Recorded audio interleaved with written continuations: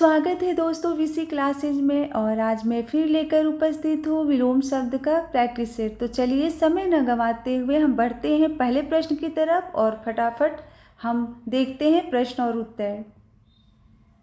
दोस्तों पहला प्रश्न है कि अनुरक्ति का विलोम शब्द क्या होगा।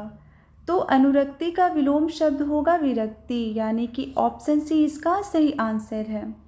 दूसरा प्रश्न है कि सापेक्ष का विलोम शब्द क्या होगा। तो दोस्तों सापेक्ष का विलोम शब्द होगा निरपेक्ष, यानी ऑप्शन सी इसका सही आंसर है। तीसरा प्रश्न है कि विग्रह का विलोम बताइए। तो दोस्तों विग्रह का विलोम होगा संधि। अगला प्रश्न है कि संधि का विलोम बताइए। तो दोस्तों जैसा कि अभी आपने पढ़ा था कि विग्रह का संधि होगा, तो संधि का क्या होगा विलोम, विग्रह, यानी ऑप्शन सी इसका सही आंसर है।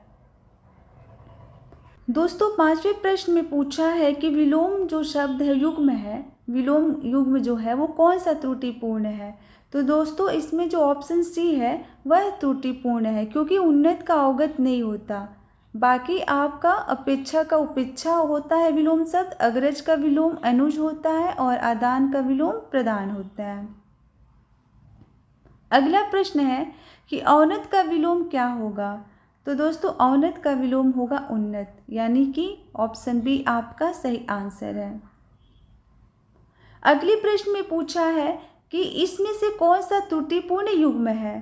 तो दोस्तों इसमें जो त्रुटिपूर्ण युग्म है वह आपका होगा अनुग्रह और आग्रह, क्योंकि दोस्तों यहाँ पर अनुग्रह का आग्रह नहीं होता है। अनुग्रह का विलोम जो होता है वह हो जाएगा विग्रह।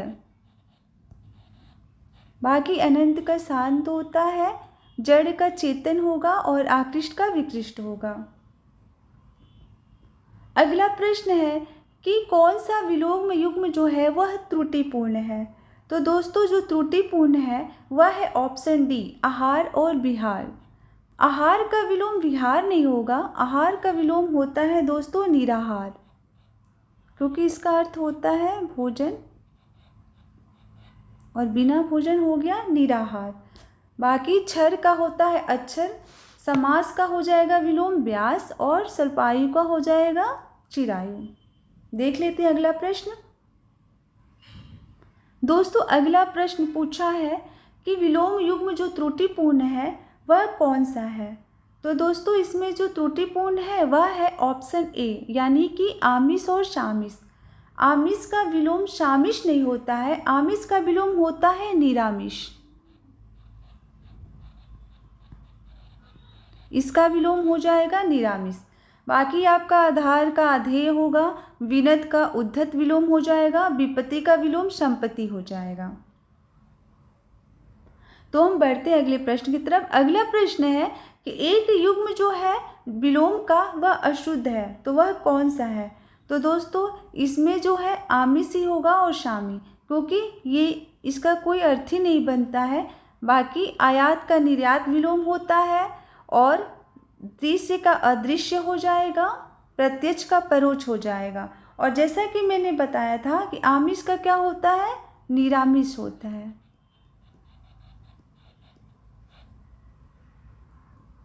बढ़ते हैं अगले प्रश्न की तरफ। इसमें पूछा है कि निरामिष का विलोम क्या होगा। दोस्तों अभी आपने क्या पढ़ा था कि आमिष का क्या हो जाएगा, निरामिष। अब यहाँ पे पूछा है निरामिष, तो आपको मालूम हो ही गया होगा कि इसका जो विलोम होगा वह होगा आमिष, यानी ऑप्शन बी इसका सही आंसर है। यहाँ पर पूछा है कि इप्सित शब्द का विलोम क्या होगा। अनिप्सित होगा, अभिषिक्त होगा, अधिप्त होगा या कुत्सित होगा। तो दोस्तों ये तो थोड़ा मिलता जुलता ये तीनों है, बट ये तीनों ही आपके सही नहीं है। तो इसका आंसर आपको समझना होगा कि इसका आंसर क्या होगा। तो जैसा कि एक बार मैंने आपको बताया भी था कि इप्सित का विलोम होगा अनिप्सित, यानी कि ऑप्शन ए इसका सही आंसर होगा। अगला प्रश्न है कि उन्मूलन का विलोम बताइए। तो दोस्तों उन्मूलन का विलोम आपका हो जाएगा रोपण, यानी ऑप्शन डी है जो वो आपका सही आंसर है। इसमें पूछा है वही कि उन्मूलन का सही विलोम क्या होगा। तो इसमें भी आपका ऑप्शन क्या हो जाएगा, डी आपका रोपण हो जाएगा सही आंसर। अब यहाँ पर पूछा है उन्मीलन का विलोम शब्द बताइए। दोस्तों वहाँ पर पूछा था उन्मूलन, यहाँ पर उन्मीलन है। तो अक्सर क्या होता है कि हम लोग उलझन में पड़ जाते हैं और समझ में नहीं आता कि दोनों शब्द एक ही या अलग अलग है, और हम ध्यान से अगर हम नहीं पढ़ रहे होते हैं तो पता चलता है कि हम उन्मूलन और उन्मीलन में कुछ भी अंतर नहीं कर पाते। तो दोस्तों उन्मीलन का जो होगा इसका आपका हो जाएगा निमीलन, यानी ऑप्शन बी सही आंसर होगा। और उन्मूलन का क्या हो जाएगा? रोपण। अगला प्रश्न है कि अमित शब्द का विलोम क्या होगा? तो दोस्तों अमित शब्द का विलोम होगा परिमित, यानी ऑप्शन सी इसका सही आंसर होगा। अगला प्रश्न है कि अलभ्य का विलोम शब्द क्या होगा?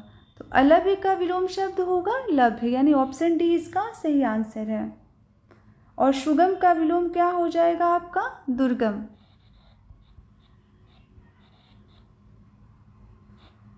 सहज का विलोम हो जाएगा असहज। और सरल का विलोम क्या होगा? कठिन। और अलभ्य का जैसा आपको पता ही है कि लभ्य होगा। दोस्तों अगला प्रश्न है कि गौरव का विलोम शब्द बताइए।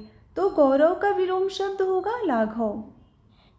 गौरव का विलोम शब्द होगा लाघव। और लघुत्व का क्या हो जाएगा विलोम शब्द? गुरुत्व हो जाएगा। लघुता का हो जाएगा विलोम शब्द गुरुता। और लघुतम का गुरुतम।